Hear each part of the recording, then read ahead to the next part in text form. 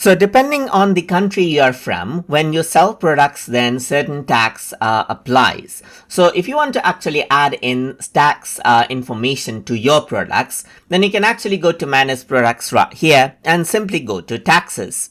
So here you can see that you can choose the tax model, like you can choose the European VAT model or your state's tax, like let's say model right here, just like this. And you can go ahead and change the percentage right here as per the tax, or you can go for flat tax rate, let's say for example.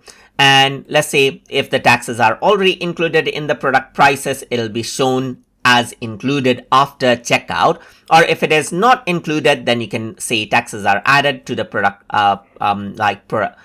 product prices, that will be shown as additional line in checkout. So depending on what you want, you can go ahead and add in, let's say for example, a tax rate, a flat tax rate, or you can go for different sort of tax rate right here for different states, that is for different let's say for example places right here, just like this, depending on the country that you select. Or you can go for, let's say for example, United States tax as you want.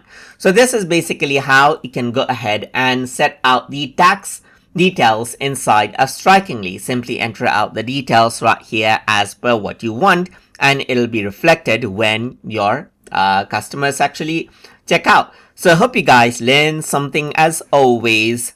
And as always, please like, comment, share, and subscribe.